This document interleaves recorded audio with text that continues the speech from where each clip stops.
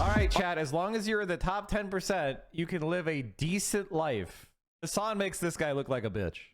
Yeah, guys, he's paying $34,000 a month in taxes. The private equity guy is paying. Are you fucking insane? How many? I mean, god damn it. He sucks so fucking much. He's such a dumb piece of shit. Mike. I don't know who you are. I don't know where you are. But your name wanna start changing your ways. I literally just watched Hassan on Stabby's World yesterday describe fucking a basketball when he was younger. LOL, same difference. And if, by the way, mental illness, if Hassan ever ran for vice president, the basketball story would be used to make fun of him. Just so you know. People would be posting, conservatives would be posting basketballs in his replies. Don't admit to fucking objects. $5 million a year salary looks like versus a $25,000 a year salary. About 20% of Americans live on this amount of money or less. I want to show you the lifestyles of people who make this much money versus this much money and everything in between. The reason I want to look at these differences is because of this graph. It's going up, which is a problem.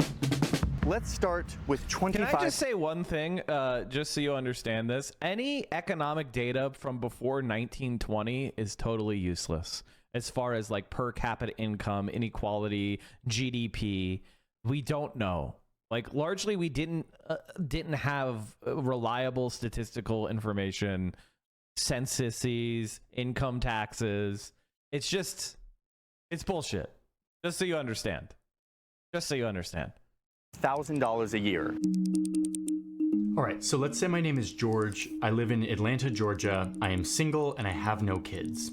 And I'm looking for a job. After some searching, I found this job as a security guard at a TV studio in downtown Atlanta. It'll pay me $12.50 an hour, which is quite a bit more than the minimum wage of $7.25 an hour. Let's assume I work 40 hours a week, and I work every week except 2 that I set aside for holidays, sickness, and vacation. Hey, chat, this is, so in other words, if you want to know how someone makes, this is something that I said before on this stream, but if you want to know how much money somebody makes as a full-time worker, take their hourly at times 2,000, because you work 2,000 hours a year is a full-time job.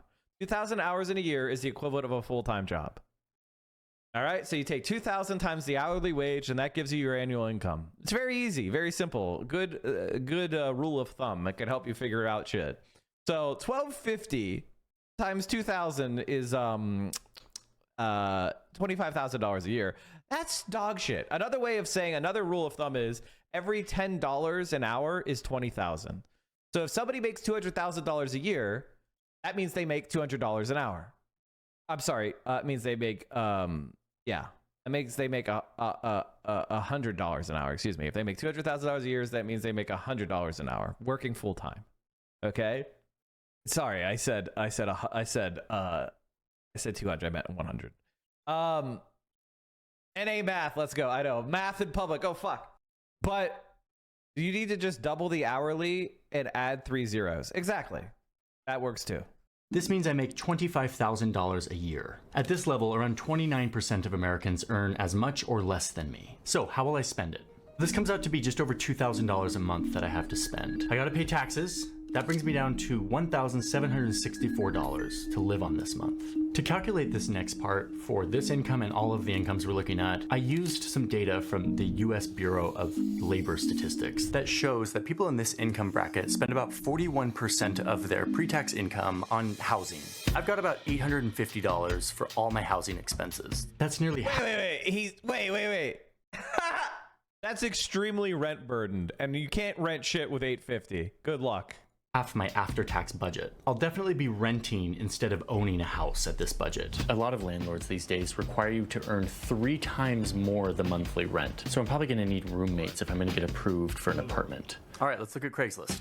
I really can't afford to live downtown, so I'm gonna look in the outskirts. And I found this place right outside the city. This is gonna work, and it's within my budget for rent and utilities. So how am I gonna get to my job, which is in downtown Atlanta? That's 20 minutes away from where I live. And you're broke. And you're officially broke. It's officially pointless to get a job. And you're broke.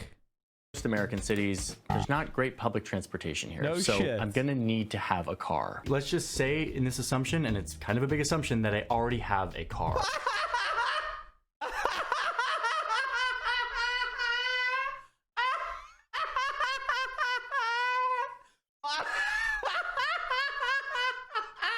Just assume I have something that to buy I need to have twice my annual income. Okay. And let's assume it's this car. It's a 2004 Toyota Solara that I got on Facebook Marketplace. That shit will not run, dude. That shit will not run. It probably eats oil. Like, come on. Oh my God. Plus insurance, bro. Plus gas. You're officially broke.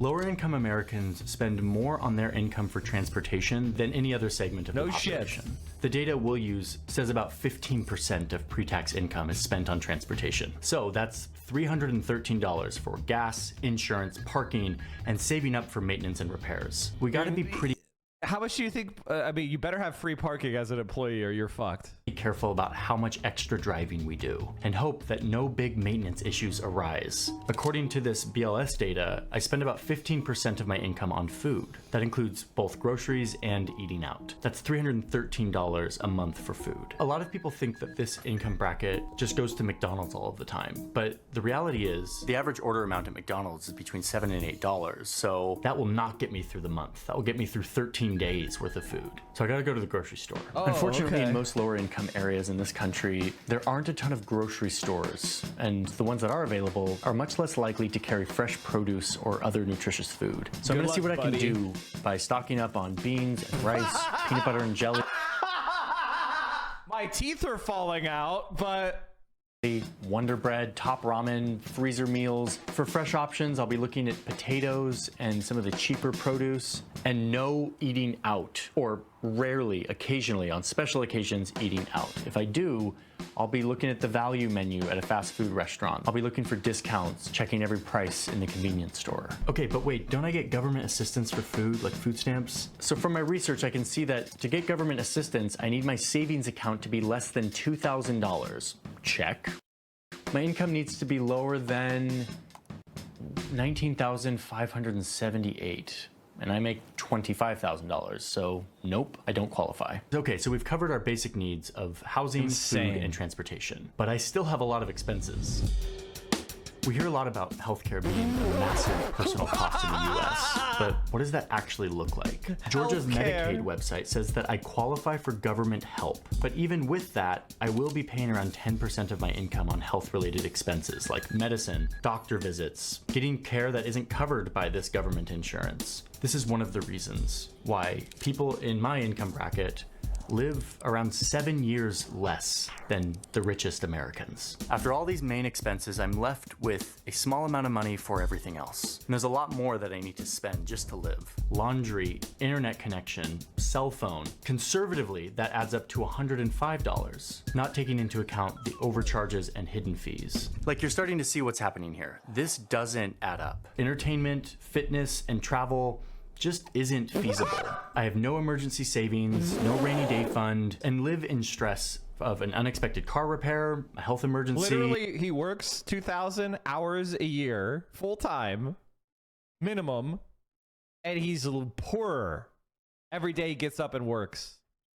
Any of these unexpected charges could be a major setback. I'm probably gonna have to join the huge number of Americans that rely on debt to get through the month, whether that's credit card debt or short-term loans with high interest rates. Maybe I'll need to move back in with my parents or take on a second job. Maybe I'll start driving Uber or DoorDash. But what's clear is that my full-time job, which pays much more than the minimum wage, is still not enough to make it through the month. I'm gonna pause the video really quick. I'm excited about the sponsor of today's video. It's the first time they're sponsoring a video, and it is Headspace. I started using Headspace over a decade ago when I was at college, and I was first getting into meditation, and I love it. Headspace is an app, but it's also just a general guide for people who want to get into meditation but don't know how, which is what I was 10 years ago when I was starting my journey of meditation. First, let me tell you why meditation is important in my life. I find that our minds are like muscles. They're like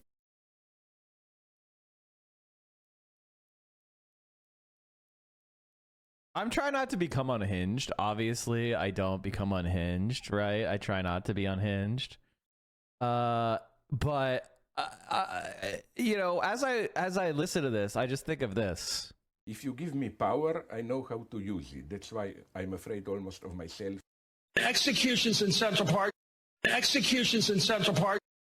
But there's one thing that keeps repeating over and over in my head, which is this. Shut the fuck up!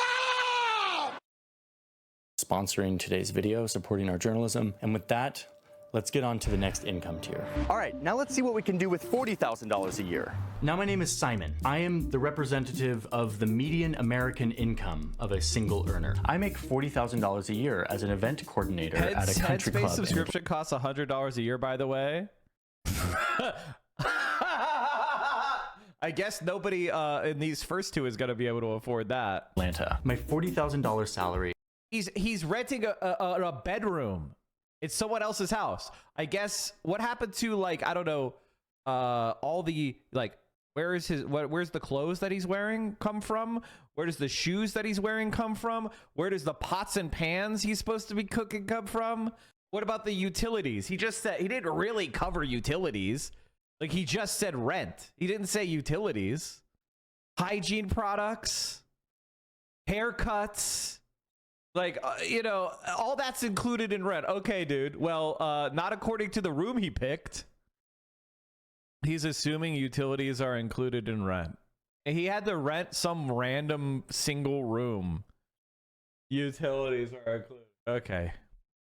Cool. Gives me just over $3,000 a month. After federal and state taxes, He's being very generous. I'm left with just under $2,700. Using that same data set, my budget for housing is $1,133. I'm kind of feeling this one-bedroom house. Let's say between rent for this house and my utilities, I'm paying $1,133 for my monthly housing expenses. The country club is kind of far from my house, and because there's no public transportation, I'm gonna need a car. I saved up and purchased this 2011 Subaru Forester on Facebook Marketplace. I got it for $4,500. So, like George, I spend about $136 a month just on gas to get to my job. This leaves me with a little over $400 for everything else. Guys gotta eat. What am I gonna do for food? He's 40 minutes outside of his job. He's commuting from significantly outside the city. According to the BLS data, someone like me spends around $467 a month on food. I typically spend about $100 a week on groceries and can use the rest on a dinner out or two. I've got a Kroger grocery store 4 minutes away from my house. And at this point, I'm definitely cognizant of every price on these shelves. I'm using coupons, trying to get the best deal, but I have leeway to spend a little bit more on maybe a decent cut of meat or some fresh produce. Maybe I buy organic every once in a while. I can comfortably feed myself if I'm smart about how I spend and I don't eat out too much. This income level is right on the threshold where employers start to sponsor your healthcare plan. They start to subsidize it. That's a thing here in America. And luckily, my employer does. But even still, I spend $300 a month on health, medicine, out-of-pocket doctors, pre-deductible expenses, and now I get to pay for a gym. I signed up for this low-cost gym for $10 a month. So after covering these basic needs, I have $231 left for everything else, all of my other essentials. Laundry, cell phone, internet brings me down to $126. I will try to put some of this away for an emergency or a trip, put it into a savings account with a good interest rate so it will grow over time. But to be honest, I'm probably gonna spend this on entertainment. Like, I wanna go out and have fun. I wanna go to a movie. I wanna subscribe to Hulu and Netflix. I might buy a book, might go out with some friends. And after all of that, I end Once a up month, you around can go zero. out with your friends. So all in all, I'm doing better than George, but not that much better. I've got some money left over at the end of Well, the thing is, first of all, the month, but both of these guys are negative. Because as I said before, where's the furniture you have for the house you have? Where is the, like, pots and pans and the cooking materials? You know, like, what are you cooking on? The fucking coil itself? Plus clothes. Where's clothes? Like, where is, like, come on, man. And honestly, $469, $467 on food for the whole month? Bullshit. Bull fucking shit. You're spending more than that. But an emergency expense would Mike, still that all comes with the starter kit when you make your character. Yeah, exactly. Haircuts, exactly. All that. I mean, come on. leave me in debt. All right, let's up this to 100 grand a year and see what our budget looks like. Okay, now I'm Tim, and I just found this job in sales. It makes me $100,000 a year. I'm officially in the six figures. I make 4 times more There's no fucking way that's a real job posting. That's the dog shit fake job. That's a fake job. That's a fake job. Maybe they're, you know, that's fucking bullshit. Okay, he has a made-up job and he's actually making 100,000. Okay. George, and double the median income that Simon makes. I'm now near the top 10% of earners in this country. My salary gives me $8,333 every month. $2,200 of that is gonna go to taxes, and I'm left with just over 6 grand. In this income bracket, you see that people spend around 30% of their income on housing. Until recently, this salary would have been more than enough to buy a house, but these days, not so much. But for the case of our assumption, let's assume that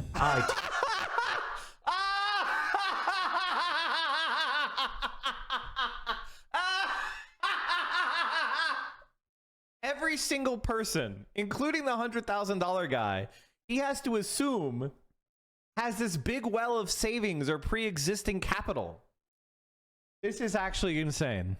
Tim have been saving for 10 years, and I'm finally ready to purchase my first home. Zillow is telling me that I can afford a house that's around $314,000. I'm gonna buy this nice one-bedroom townhouse in Atlanta. It's got these nice wood floors, all of this natural light. Oh wait, no. Looks like there's a condo fee, $426 per month, probably for that fancy workout room. Okay, we're gonna have to keep looking.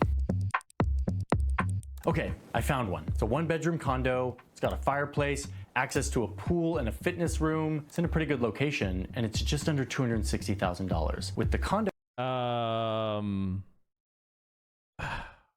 fee, I'll be paying around $2,700 per month, which is about 32% of my income for housing. I get to spend more on housing than George and Simon make in a month. Oh, and by the way, I will have to cough up $20,000, which is my whole savings, for a 5% down payment and closing costs to make this house purchase. Thanks to my good credit, I can qualify for a good car loan that allows me to buy this beauty, a $50,000 BMW. It'll cost me $754 a month for 5 years, and it will leave me with $579 every month to spend on gas, repairs, and insurance. I'm even starting to be able to afford to bring it to a professional car wash place, get it detailed every couple months. I am upper middle class now, so I only have to pay 11% of my income on food per month just to feed myself. I get to eat out a lot more lately. When I'm at the grocery store, I get to peruse the fresh and nutritious food much more abundantly. I can buy nice meat and nice produce. I'm not overly concerned. I mean, he's right that once you make 100 grand, you can start having a better life. But he's also, what happened to the student loans? What about your student loans? I mean, you got this amazing 100K job. You didn't, how'd you get educated? Assume I don't have any student loans. Prices. And lately, where's my private mortgage insurance? Because you only put 5% down. It's almost like this is one of the largest YouTube channels for this type of content, and it's so fucking lazy. It's incredible. Meal delivery apps have become more common, I'm ordering DoorDash like once or twice a week. I'm starting to be able to use money to save myself time and stress. My job pays for a lot of my health insurance, and yet I still pay $500 a month on health, medicine, and these kind of expensive supplements I've been buying. I'm able to save money at this point so that a minor medical emergency Notice that he's also making 100 grand, but also assuming he has benefits too. So that actually means your income is not 100 grand. It's a lot more than 100 grand. It's like 150 grand. Do you see what I mean? Like, he starts like pushing all of these things and assuming they exist. And it's like, yeah, well, you make 100 grand, but let's also assume that you're getting W-2. Why not 100 grand on a 1099? I mean, it's a sales job. Are you sure it's a W-2? Like, isn't a huge deal, but the doctors I do go to have to be covered by my insurance plan. I can't go out of network. It would be too expensive to pay out of pocket. With all my big expenses covered, I still have $665 to cover Wi-Fi, unlimited data on my phone, and since laundry and a gym are in my apartment, I actually don't need to use much cash for that. So even after all of these essentials, I have money to save and invest. And even still, I have cash left over to go out with friends. Student loans?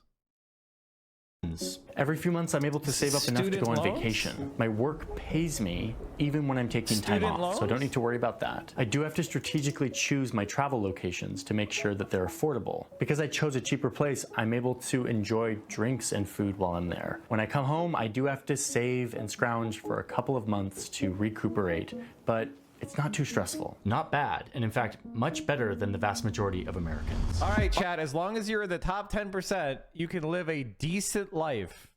Nothing too extravagant, but decent. You could have a 1-bedroom place and a car as long as you're in the top 10%. Are you fucking insane? All right, now let's up this to $1 million a year and see what our budget starts to look like. Hi, All right, I gotta my pee. name is Noah. I am a junior managing director at a big private equity fund. I'm in finance. I'm looking for a man in finance. I work 70 hours a week. I make big deals. They're very important. And I am earning $1 million a year. That is $83,000 a month. After taxes, it's more like $48,000 a month. In 1 month, I'm making double what George makes in an entire year. In 3 years, I'll make more than he makes in an entire lifetime. I've got some serious money to work with here. Like, I'm officially among the top 1% of income earners in this country. And I'm very lucky because my income and wealth are increasing at a faster rate than everyone else's. And we'll see why in just a second. Making this much money, I can get a really nice house by spending 28% of my income, which means I can afford around a $2.6 million house. Wow, this one's kind of nice. This 5-bedroom, 5-bathroom home in this quiet Atlanta suburb. Man, it is nice here. Look at this kitchen. Oh, and this beautiful yard out here. I might pick up croquet. And it even comes with this little friend. Hey, bud. I've always wanted my own taxidermy fox. This house is gonna cost me around $19,000. Okay, I could already see an error. I could already see an error while I was gone. I can't even take a piss without this fucking hack making an error. So I gotta back it up to tell you what the error was. The answer is he said he was a junior partner at a private equity firm. Without looking at the video, I'm sure he said he paid all sorts of money in taxes. The motherfucker would not be paying a bunch of taxes, asshole, because there's a loophole called the carried interest loophole where private equity guys don't pay the top marginal tax rate. They pay the long-term capital gains tax rate of, what was it, 21, was it 50%? What is the long-term capital gains rate right now? 20%. 20%. So he's not paying as much in taxes. Let's back this up. I'm sure he's fucking wrong. All right, now let's up this to $1 million a year and see what our budget starts to look like. Hi, my name is Noah. I am a junior managing director at a big private equity fund. I'm in finance. I'm looking for a man in finance. I work 70 hours a week. I make I big... legitimately hate millennials at this point. I like legitimately, like, this man, I think I'm just a misanthrope. Every generation sucks. We all, like, every generation sucks shit. You all fucking suck. deals. They're very important, and I am earning $1 million a year. That is $83,000 a month. After taxes, it's more like... After taxes! Yeah, guys, he's paying $34,000 a month in taxes. The private equity guy is paying... Are you fucking insane? How many... I mean, god damn it. He sucks so fucking much. He's such a dumb piece of shit. $48,000 a month. In 1 month, I'm making double what George makes in an entire year. In 3 years, I'll make more than he makes in an entire lifetime. I've got some serious money to work with here. Like, I'm officially among the top 1% of income earners in this country. And I'm very lucky because my income and wealth are increasing at a faster rate than everyone else's. And we'll see why in just a second. Making this much money, I can get a really nice house by spending 28% of my income, which means I can afford around a $2.6 million house. Wow, this one's kind of nice. This 5-bedroom, 5-bathroom home in this quiet Atlanta suburb. Man, it is nice here. Look at this kitchen. Oh, and this beautiful yard. I'm sure a boomer bought this house for like 300 grand like 20 years ago.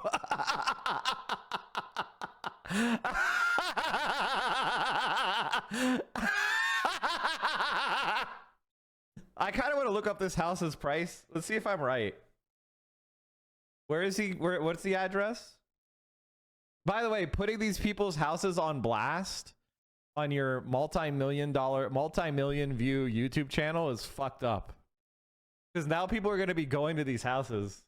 He's such an asshole. Like, he's a legitimately unlikable, incompetent loser. I fucking hate this guy. Built in 1928, so we got a craftsman home. It's got 6 fireplaces. All right, here we go. 1998, sold for $530,000. 5 years later, it sold for 1.2 mil. Looks like someone's been trying to sell this since March, and they've had to keep cutting the price. But there you go, chat. Like, the fact that this went from 500,000 to 2.6 million list price. Nice. 20 years ago, my grandma sold her 4 acres for 400K. It's worth 2 million now. Yeah.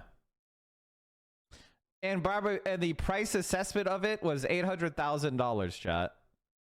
So they've been paying taxes on a property that's worth 3 million as if it's worth 800,000. It was assessed back in 2021. It was assessed at 288,000 back in 2001. Which, you know, a middle class person, you know, upper middle class person could have bought this back in 2001. You know, 500,000 is a pretty, in 1998. That's not too cheap back then. You'd have to be upper middle class. But now to buy this same house, you have to make $1 million a year. That's amazing. Nice. This 5-bedroom, 5-bathroom home in this quiet Atlanta suburb. Man, it is nice here. Look at this kitchen. Oh, and this beautiful yard out here. I might pick up croquet. And it even comes with this little friend. Hey, bud. I've always wanted my own taxidermy fox. This house is gonna cost me around $19,000 every month for the mortgage and other expenses, like house cleaners that come once a week to clean my entire house and do my laundry. My yard is maintained by a local landscaping company.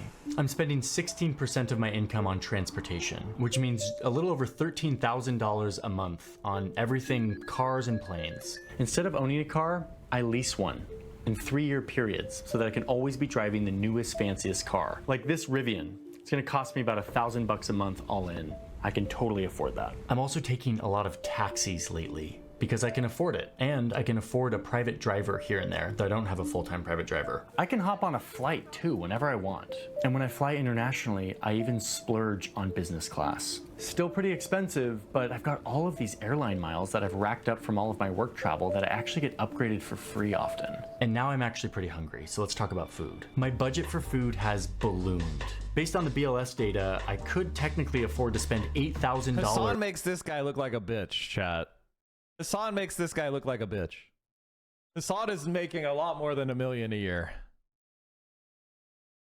Okay.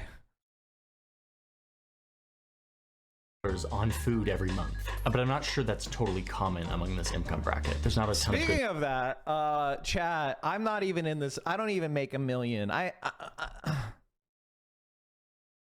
Look at me. I only have 35 subs. Here we are, 3 hours and 21 minutes in the stream, and I only have 35 subs. I'm a brokey. How about working 160 hours and never sleeping? That sounds like fun. It sounds like you're on your Sigma grind set. Data on like the 1%ers. So I estimate that somebody in this bracket is spending more like $3,500 per month on food, which is still a lot. I'm officially deep in the don't look at food prices, don't shop for my own groceries, don't worry about ordering takeout whenever I want kind of rich. I can pay $20 for a salad. I can pay $16 for a smoothie. Wow, you just have to be making $1 million a year, which is not the top 1%. That's well beyond the top 1%. You're in the 0.1% categories at that point. Wow, you can buy a smoothie as long as you're in the 0.1%. I could even drop $300 per person on a nice restaurant and not really be too stressed about it. Now, I can't afford a private chef yet, but I have opted for... Yes, you can. a high-end meal service that delivers dinners to my house. I have to work a lot. The difference is that Questionable per edicts to the hour, 5 tier my 1s. hours are much more financially valuable. George, Simon, and Tim all had to spend a lot of their hours cooking and cleaning and traveling around, but I can just pay to get a lot of that time back. I could technically afford to spend $4,000 a month on health, but again, we estimate that it's a little bit lower, more like $2,500, which would still mean a totally different healthcare world. I can go to any doctor, I can pay for a therapist out of pocket, I can easily afford to see a specialist for any kind of preventative care, physical therapy, elective surgeries, even stuff that isn't covered by my very good insurance. I can pay for it. I can pay out of pocket, and it's not too crazy for me. And even though I have a gym in my The house, other thing is like Johnny Harris is describing a person who makes $1 million a year, but is also really bad at having $1 million a year. He's not talking about all sorts of tax advantages programs like HSAs, backdoor 401ks. He's not talking about the carried interest loophole. He's not talking about all sorts of ways of like reducing his tax burden. He's not talking about, you know, maximizing his, you know, IRAs, retirement accounts. He's not talking about like really anything that these very rich people would do to become even richer. All right, chat, we're 10 subs away from the sub goal. Super long username. We've hit the sub goal. Do we hit level 10? We're probably dangerously close to level 10 on the hype train. You know, chat, all I have to do is hit 300 subs a day, and then I can be Noah. Can we up our daily sub goal to 300 subs a day, and then make me Noah?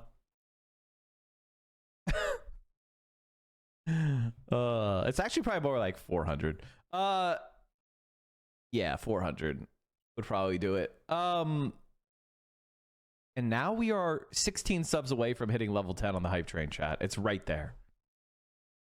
house, because I converted one of the mini rooms into a gym, I actually pay for another nice gym membership thank you at for the this 521. luxury spa and gym so that I can use their hot tub and sauna. I also get in on Why their don't you have a hot tub and sauna at your house? Caleb, Felodius, you're making $1 million a year. Why don't you just have them put in a sauna and hot tub at your home if you like them? He's so bad at being rich. personal trainers who are really great. I recently signed up for this fancy doctor's office where I pay a monthly fee and I never have to wait more than 10 minutes in the waiting room. Remember, my time is extremely valuable. And this is one reason why my life expectancy is way up here. I'm probably gonna live 7 or 8 years longer than George. Laundry, cell phone bills, Wi-Fi, these are all negligible costs for me. I'm left with at least $10,000, and it could be way more if I reduced some of these assumptions, like spending thousands of dollars every month on food for just me. So what do I do with all this leftover money? Well, I do have a semi-complicated investment portfolio that I love to talk about. Bro, he's a hedge fund manager. What do you mean semi-complicated? He's a fucking hedge funder. What do you mean semi-complicated? Are you fucking stupid? This is your job. You're writing a script. You wrote this script. How come I'm able to remember what's in your script better than you, who has the script? My money is in the stock market 24/7, growing, compounding into more and more wealth. It allows my wealth to grow much faster than those who don't have extra money to invest. I go on vacations, though they do get interrupted by work. My job is very important. For international trips, I do sometimes splurge on business class tickets so I can lay down on the flight. Are you fucking kidding me? This guy is taking private jets. What the fuck is he talking about? What the fuck are you talking about?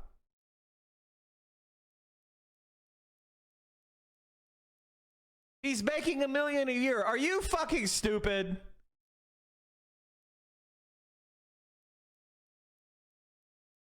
You just signed up for a private jet company. I'll give you an example. Oh my fucking God.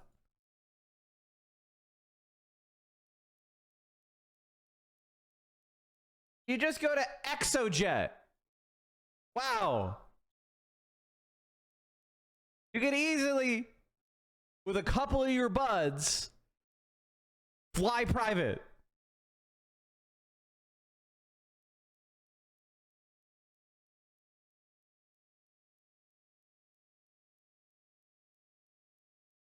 book a seat on an ExoJet shared flight between South Florida and New York with prices starting at $1,095. Well, there you go. The idea that you are not taking private jets. Are you fucking crazy? Of course you can take private jets.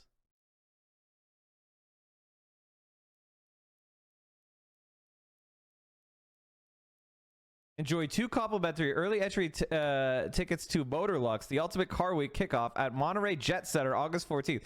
The annual Haggerty event combines the talents of California's best chefs in music, dancing, and a showcase of more than 100 rare cars and aircraft, including a Challenger 350 from the Vista members fleet.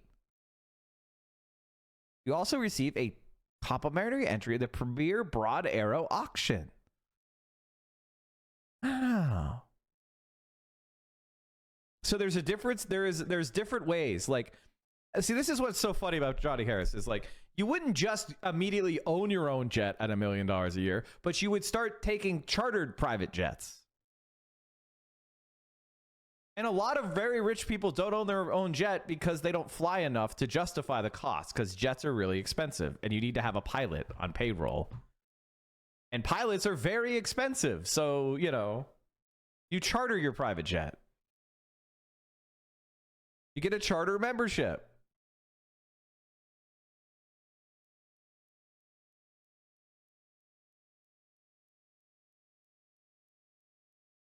Also, rich people have started to not own their own jets to not get tracked. That too. What's interesting though is that even at this crazy income bracket, people can still blow their money every month, trying to keep up with their expanding lifestyle. But let's be clear, they're living unrecognizable lives to the previous income tiers we've talked about. So let's see what happens. Okay, I know I'm spamming it, but this is actually topical. Okay. It's such an unbelievably stupid. He just doesn't know anything. You came in committed to a viewpoint that AOC was economically illiterate. AOC is economically illiterate because she said that the money spent on stock buybacks should be spent on labor. My dad ran a small business. And whenever we had a good year in the small business, we tried to pay our secretaries more, or we tried to invest more in things for the business. Which is a dumb fucking statement to make that shows you have no idea how anything in economics works. Why? What would drive you to make these statements? First of all, it's not dumb as It is dumb as to expect a company to return profits to its workers. As a CEO of a major company, I can take that money and I don't have to do that at all, right? I can actually have the company buy its own stock on the market, right? Yeah. That would effectively increase the stock price, right? And I've done nothing to make my product more valuable, my employees more happy. I haven't invested in the training or the workforce, but I've inflated the stock price, right? Absolutely. Right. So my question is, how is this different from a pyramid scheme? No, that's a very good question. That's why I said AOC is a idiot. Not to mention, wait, I don't even know what this has to do with stock buybacks at this point. they are incentivized for short-term stock gains over long-term investment. It's better that dividends are paid because it's usually a taxable event. Not always, but usually. You could structure your sales during that spike in the price. You could also get ultra by the SEC because this is called insider trading, Mike. And by the way, it's not insider trading because Ronald Reagan repealed the fucking regulation and created a safe harbor. That's why they do stock buybacks. It's because it's immune from being called stock manipulation. You stupid piece of shit. He's so fucking stupid. Do you see how he acts like he knows what he's talking about, and he never does? He's dumber than fucking dirt. And this is why sometimes his fans still come in because he's still in his feelings about this shit. Because I made him look stupid, and 5 years later, he's still obsessed about how he's inferior to me. He doesn't know what he's talking about, and he was exposed as being a dumbass. And the only way he's ever been able to deal with this is to poison the well and to try to attack me personally. So because his fans are dumb and he knows they're dumb. I mean, they're his fans. Of course they're stupid. Mike. Oh, you could structure it. You just, no, you I'm going to sell. Yes, you can. Oh my God, it's just the most. Oh my God. Do you know how it works? I guess I don't, Mike. When these people sell their capital. By the way, notice no argument. He just says, I guess I don't, because you fucking don't. Eventually they will pay taxes on it. But again, if you want to talk about Why would they sell? Why would they sell? You borrow against the value of your shares. Taxable, you don't have to liquidate. You can borrow against the value. Okay, and you don't pay any taxes on borrowing. So right there, you're just wrong. Like if I own $1 billion, do you think? Wait a minute. Why would I borrow against the value of my investment? Because, dummy, it's not taxed. And then you still get the benefit from the appreciation of the investment. This is how dumb he is. In case you're like, Mike, why is Destiny still obsessed with you and Hassan 5 years later? This is why. He looked dumb because he doesn't know shit. He's stupid as fuck. Can you even do Because this? you don't have to pay any taxes on it. That's why. If you borrow against the value of your shares, you never have to pay taxes. Now he's reading his chat to go like, was Mike right? Reads chat. He's trying to get rescued by chat. Somebody in chat has to tell me, bro. I'm not gonna See take what it. I mean? I called it. I fucking called it. Somebody in chat has to. You're fucking dumb. You're inferior. Word for it. Somebody in chat. Do you borrow against the value of? The ultra wealthy use loan money to fund their lifestyle. Average people need income to pay for basics like housing and food. But the ultra wealthy don't. They can just live on borrowed cash. It's like one of the most fundamental parts of our economy. Okay. Oh, okay. Notice, and by the way, when he acts arrogant and just like, okay, it has no argument, that's a signal to his audience not to listen to me. He's poisoning the well. That's it. Because he doesn't know what he's talking about in dog shit. This is one of our original debates. And at one point, after I humiliated him like 8 fucking times, he started to try to like make me a lol cow. This was his explicit strategy. And like try to like attack me personally. He made up stories, which he tells his audience to this day. Every 6 months or so, he just makes up, he has these like 3 stories he's made up that are all false. And he just tells his audience, and he does it like on a schedule. It's actually pretty impressive how often he's kept it up. And he's dumb. He's dumb. He's been obsessed for years and years and years. And his audience still come into my chat and be like, Mike, oh, remember when this happened? I'll be like, that's not what happened. That's not true. But every 6 months or so, they will hop into the chat, and he'll probably do it. He's probably late, honestly. It's been a minute. I think it's been like 5 months. He doesn't know anything. I can't believe you don't know that rich people take loans against their... I don't think any rich person does this. What? What? You can't just do that willy-nilly. Yes, you can. No. Of course you can. No, you can't. These are tax advantage investment accounts. You cannot just take loans against them. That's the whole point of these tax advantage accounts. Destiny, you're arguing against a position I don't have. If you are rich, if you're Jeff Bezos, does you think he liquidates his shares to buy? Yes, he needs liquid cash because that's how we purchase things in the United States. You use currency to do it. He doesn't know that alone. The only time that Jeff Bezos has liquidated shares is to like for stuff that takes billions and billions of dollars that he can't get loaned for, like his stupid Blue Origin shit. That his rocket company, he had to sell some Amazon shares for that. Sometimes they will also sell shares because of things like option vesting. He doesn't know what any of the things I just said. He doesn't know what that means. And I'm going to take out a secured loan against my investments? Yeah, why wouldn't you? Because I don't want to pay interest with cash that I already have. Why the f would I pay interest? It's not cash, dummy. It's a share. You pay extremely low interest because you have a lot of money. He's legitimately one of the dumbest people I've ever seen. And look at how he acts. This is when he's just completely factually wrong in every way. Do you see how overconfident he is and how he's freaking out? This is why you should never listen to him. I would never act like this if I was fucking wrong. I would never act like this about a factual argument. This is crazy. When I have money in an investment, why would I take out a loan from the bank and use my own investments to secure that loan and then pay interest to the bank when I could just liquidate my own shares, Mike? Why the f this is the dumbest thing I've ever heard in my entire life. Because you don't have to pay taxes when you take a loan, but if you liquidated stuff that you have a capital gain in, you'll have to pay taxes. That's why. He just doesn't know anything. I don't know why the f I'm watching this. It's okay. Okay.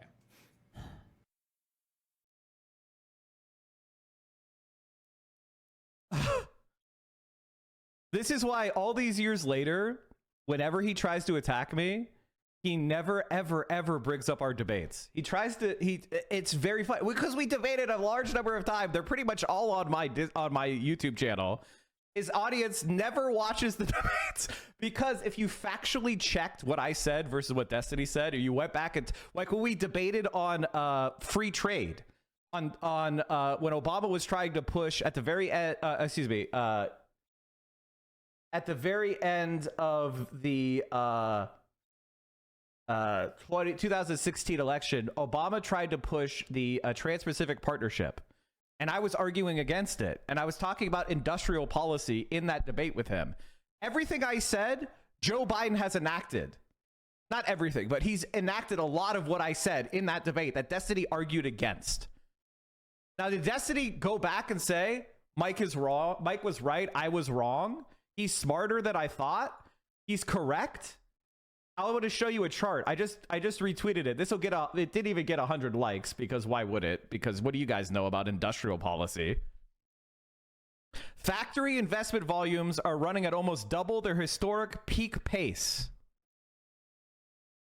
In other words, because Joe Biden passed the Inflation Reduction Act and passed some industrial policies to incentivize industry and investment in industry in the United States, it has broken records. This is one of the left, kind of center left things that Joe Biden actually did that I largely agree with, which is try to bring manufacturing back to America. That's what I advocated for in our debate over TPP 4 years ago. If you go through every single one of our debates, legitimately, I've been proven completely right. Including the fact that Joe Biden was a bad person to nominate for presidency because he's fucking demented.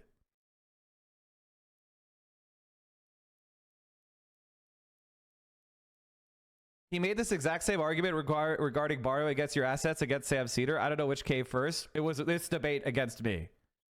It was this debate against me. Happened first. And then he went on to another debate and argued the exact same position. Are you saying he argued my position or he argued his wrong position?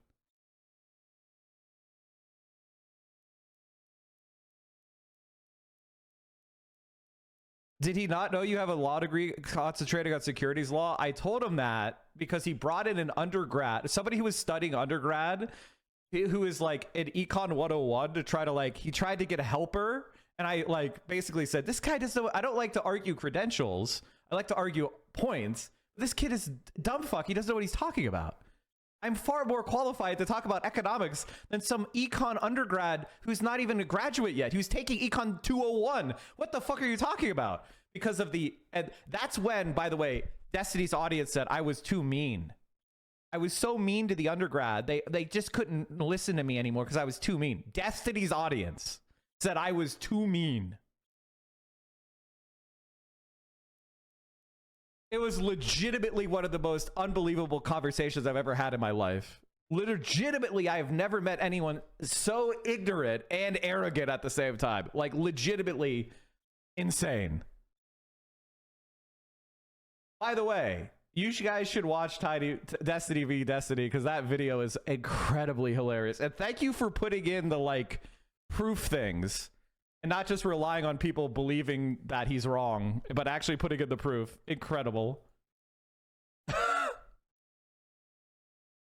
Happens next. All right, now let's see what happens when we turn this into $25 million a year, which is an amount of money that some people in this country actually make every year. Let's see what their budget looks like. My name is Robert.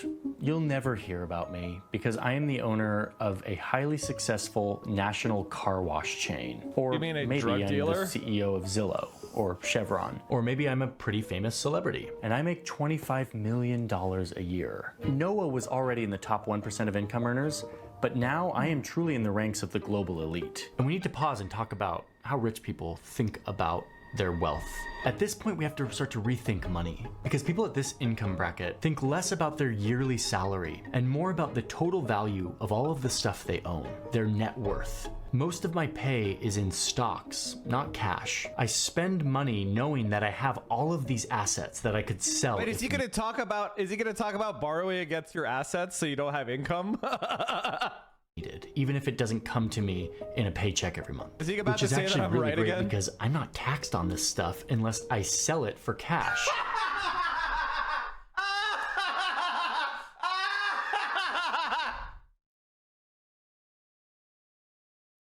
I wonder if Destiny's going to talk about this section in his stream. I wonder if he's going to look at this. I wonder if he's going to look at me calling him out again. No, you not? Oh no, guys, you better bring up a story. You better bring up another fake story again. Oh, you gotta. I better make Mike a lolcow, or everyone's gonna know I'm a fraud. And even then, I'm taxed at like 15 to 20%, which means that in a lot of years, my tax rate will be less than Tim, who makes $100,000. I'm paying less of my income in taxes than he is. This is very good for my net worth. So let's see what I can buy. Now, given my gargantuan income, I could technically afford this house. It has a pool, it's got this really cool statue, and this garden that looks like it's straight out of Princess Diaries. I don't want to be a princess! But because I'm planning to buy my summer house in Italy this year, I'm gonna go with something a little bit more modest, like... Mike, after borrowing against the stock, how is the loan usually paid back? By further borrowing. You just refinance, because remember, I'll give you an example. Let's say that I borrow against my stocks at 3% per year, but the average rate of return on my stocks is 8% per year.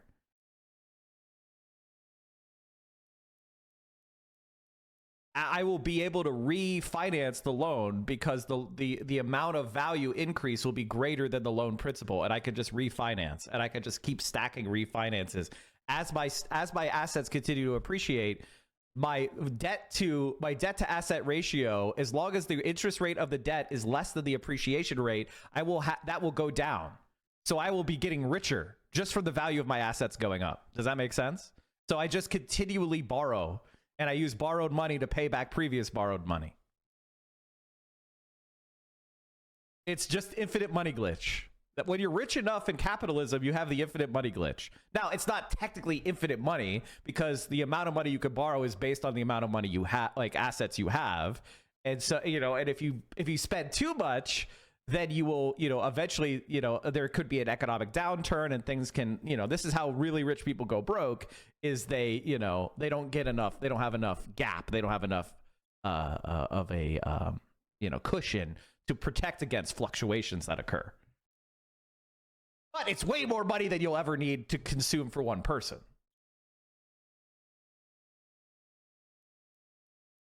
When you have $400 billion in assets, you don't run out of collateral. You don't need $400 billion. You know, once you get to like 50 million, you have infinite money glitch. And honestly, if you want to live like a regular person, you only really need like 3 or 4 million. And then you never have to work. 10 million is like where you're pretty much in infinite money glitch territory, where you could live like an upper middle class person and never have to work. But what's just constant speculation? What's backing the value of those assets? What happens when those things crumble down? The government is continually issuing more and more money. There's more, the government spends money into existence. And money is infinitely created. It's not based, it's linked, not linked to a specific, like, you know, commodity or whatever. So the government is constantly spending money into existence, and the money supply is continually growing. And so your assets are going to appreciate faster than the interest rates that you're paying.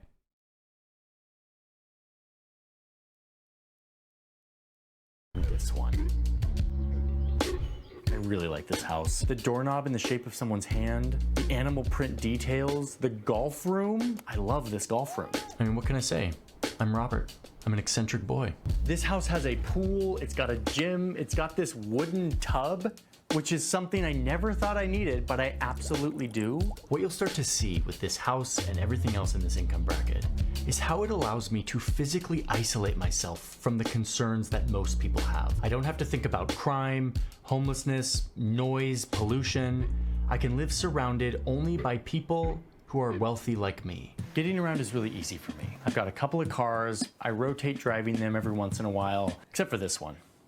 This one I don't drive because it's an antique and I just like to look at it. Oh, and did I mention I have a full-time driver? I pay him $51,000 a year. He whisks me around from important meeting to important meeting. I'm spending 2 times what George makes in a year. Honestly, he probably pays his driver more than that, to be honest. He probably pays his driver more than that, just for like, you don't want to pay your, like with the people that are very close to you, they're probably getting like 6 figures. They're probably getting 6 figures because you want them to have enough money that they're not bribable, that they're not gonna like sell pictures of you to like a fucking, you know. So like your butler and your nanny and your driver and your pilots, they're all making hundreds of thousands of dollars a year. You're making 250, you're making 25 million a year. You don't want to have people next to you that don't have something that's, you know, worth losing. You know what I mean? So this is just wrong. He's paying his driver more than this to pay for this, and it's totally worth it because it saves me time. When I travel, he drives me right onto the runway where I jump into a private jet. Now, I don't own this jet yet, but I do charter private flights. Like when I need to fly from Atlanta to New York, it cost me about $27,000 for this 2-hour flight. I can easily do that. 27 grand. People are chartering flights who make a lot less than 25 million a year. Feels to me what $43 feels like to It's like the spending that he's showing is like one tier off. Like the $25 million guy is living like the 1 million guy does. I'll pay that for a nice private jet. No, I don't fly private all of the time. I do fly commercial if I'm going on vacation to Paris. I'll be flying. True. Not true. If you're making 25 million a year, you're flying private. You probably own your own jet at that point. You could get your own jet for like, you know, 8-9 mil. Like there's no way you're like he flies like Emirates once in a while if he's going like cross world. But like no, he owns his own jet at this point. 25 mil a year. Like you could buy pretty good jets for like come on. First class, obviously. By the way, 27K is more correct. Like the 1K that I showed you is a very specific thing that ExoJet itself is doing, which I shouldn't have pointed out because it's very confusing and you guys don't know enough about aviation for me to explain it. But basically, ExoJet is okay. Basically, the regulations for around airlines. I got to explain it now because the chatter just said something that was wrong, and I don't want them to know this wrong thing. Okay. There are there's like different types of commercial aviation. Okay? So like to be a pilot, there's different types of licenses. Okay? You have private license, you have a commercial license, you have instructors, and then you have APT, which is like transport pilots, which is like the highest tier. Pilot's license for people that are in scheduled carriers. So like the pilot that you see at a 737 flying you from, you know, on United Airlines from Chicago to Denver, that guy is at the highest tier pilot. Okay. He's what's called a Part 121 pilot. Okay. He's in a union. He probably makes $200,000 plus a year. Most skilled pilots, they're flying you on United Airlines from Denver, you know, with people paying $50. Those are the best pilots, okay? Then you have Part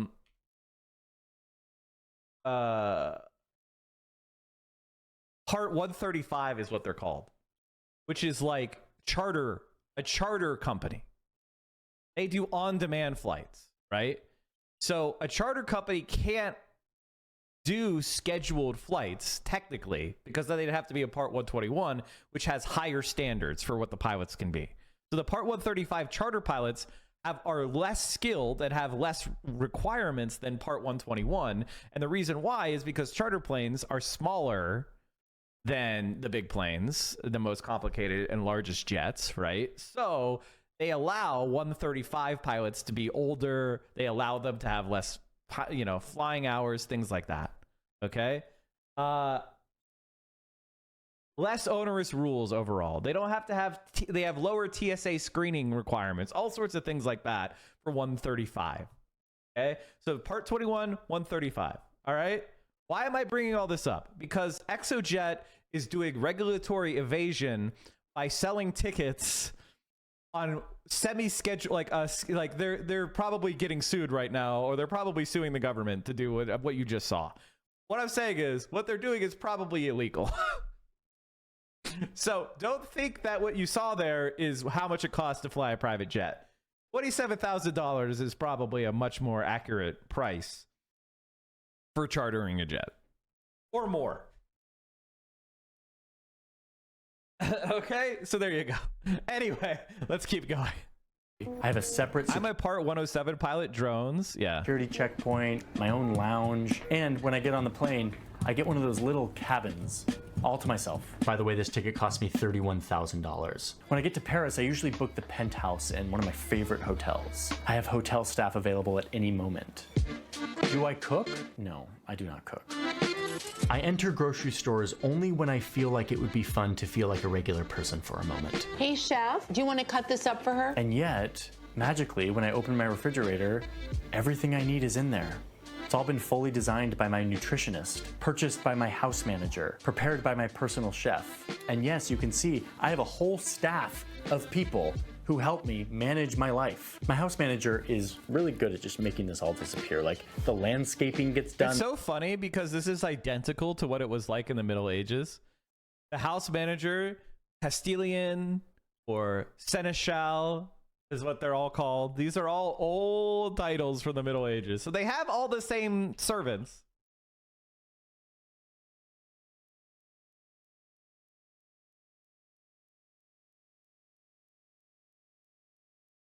The pool gets cleaned, and a bunch of other stuff that I don't even know. I'm sure all of this costs a lot of money, but honestly, I've never even thought about it. I've got my friends over, and our personal chef is putting together a beautiful meal, and he's even doing the wine pairing tonight, selected from my collection of quirky cult wines in my temperature-controlled cellar. I don't pay attention to prices for food or wine, except when knowing the price of this bottle, for example, helps confirm how rare and special it is. I think we spent $16,000 on this bottle.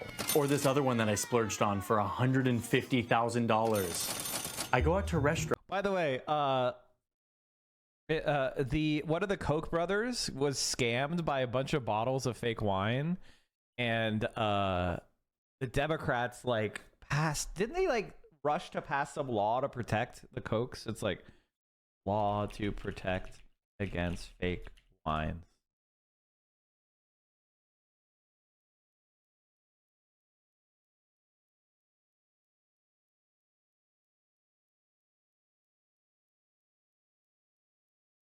Yeah, anyway, one of the Kochs got massively scammed out of a bunch of money because, really expensive wine tastes the same and it's fucking stupid. And this is the dumbest ass shit.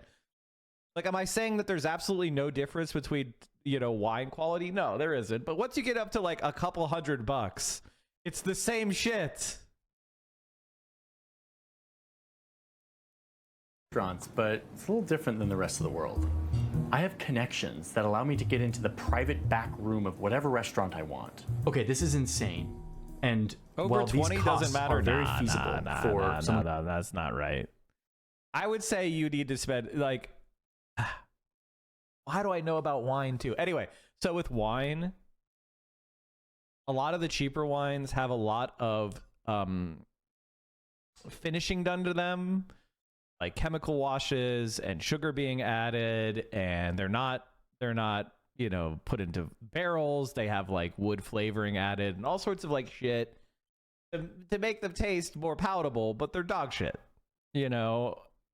So there is a difference between some of the cheapest wines and a little bit more expensive. Now, thousands? No, that's fucking stupid as fuck. Caroline has a wine cellar. Yeah, I know. One who makes $25 million. Not everyone who earns this much money lives like this. In fact, a lot of super rich people are incredibly frugal, making their high earnings that much more impactful because this is bullshit. What are you fucking talking about? No, they're not. No, they're fucking not. Frugal, he says. Frugal, he says. Frugal, he says.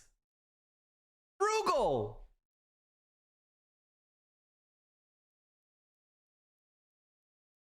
They can get rich much faster. But what we see with Robert is that you actually could spend this much money on food and housing given your income, and many do. So in addition to my nutritionist and chef, I have a personal trainer and health coach who comes to my house every day and guides me through my workout. He even travels with me to keep me exercising while I'm on the road. I have a private doctor who is on call, who comes to my house. I pay her 20 grand a year just to be on call. She's available, and she'll come do whatever I need, like a quick steroid shot to my bum knee before I play a game of tennis. My healthcare is mostly preventative. I get all the scans and tests and routines done to ensure that I'm in tip-top shape. I can afford any surgery or healthcare routine or procedure that I want. And last year, I fully replaced all of my front teeth with veneers.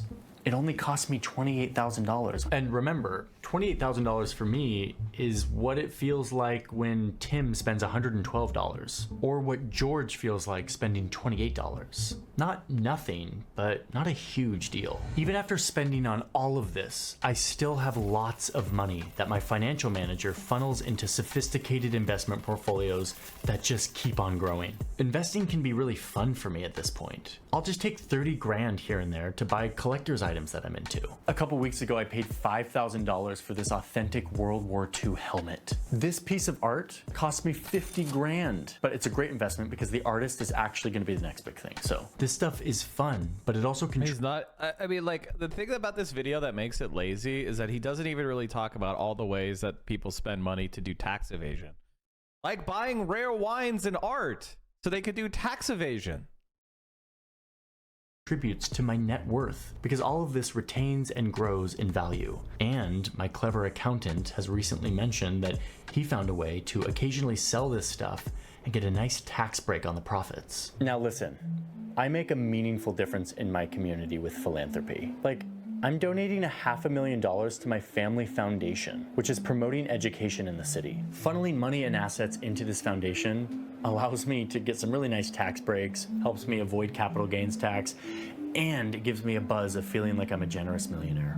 I even donated a few $100,000 to my nephew's private school last year. They didn't really need the money, but now they're putting my name at the top of their donor list, which is like really great. And even after all of this, I've got tons of leftover income. I'm easily able to cover the mortgage on my secondary property in Lake Como. It's only $30,000 a month. And the views here are just chef's kiss. I mean, look at it. One of my favorite parts about this level of wealth is how much access I now have to obscure elite clubs, like this one in New York called Core. I had to pay 50 grand for an initiation fee and then $17,000 annually, but it allows me to rub shoulders with really important people. And yes, there are echelons above me that someday maybe I'll reach, but I'm still existing on a fully different plane than most every single person in the world. Almost every stressor that you can think of, I can pay away. And the ones that I can't pay away, like heartbreak, grief. This is literally true of the guy who makes $1 million, but okay, 25 million too. Social anxiety, I won't be able to pay that away at any level of wealth. I am protected financially from just about any emergency that could as $1 million guy, occur in but my okay. life. And so long as I manage my finances responsibly, I will never experience life below this level of wealth. The difference between these levels of income is kind of hard to fathom. If you're in the $25 million camp, you make more in 1 hour than George makes in 6 months. In just one 8-hour workday, you're workday making more than George makes in 4 years. 100 years ago, the divide between the rich and the poor was incredibly stark in this country. The top 1% would bring home 20% of all of the income. Then but then FDR look what happened. We kind of fixed it. Then FDR happened. The super rich. Then FDR happened. Working class organized and rose up, fighting for fair pay. And by the 1980s, it was who did that? Who organized the working class? Who was that? Who did that? Whose politics did that, you fucking NATO simp? You piece of shit? Like 10% of the income went to the top 1%. But watch what happens next. We're going back up, and we're leaving people like George in a trap. It's not hard to see why someone like George would have lost faith in our government and our institutions, and the concept of an American dream. The system is not working for George. Each cost leads to another cost, creating a poverty trap with no chance of getting out. Expensive housing far from work means a car. A car means maintenance and insurance and fuel, which means less money for food and healthcare. He makes too much for government assistance on any of this. How is George supposed to have the time, the money, or even the brain space to think about school or improving his skills? His social mobility is limited. We often think about America as this land of opportunity. If you work hard, you can move up. But the data shows us that just isn't the case anymore. For someone like George, or for the tens of millions of Americans like him, the gap is getting wider, and it's getting harder to close. And that's bad. Not just bad because it's unfair, but it's bad for our economy, it's bad for our politics, and it's bad for the 44 million people who live in the richest country in the world but don't have enough food every day. The people who only have access to credit via predatory lenders. The people whose lives are rocked when they get a $25 overdraft fee, or who can't afford an oil change. It's time for the people in charge in this country to do what they did 100 years ago and reverse this curve before it becomes too late. Top 1% hold nearly 10 times more wealth than the bottom 50% combined. A staggering $5 trillion in wealth is set to be passed on without a dime of taxes. Oxfam is warning this accumulation of wealth in the hands of so few could exacerbate political divides, cause corruption, and impact economic growth worldwide.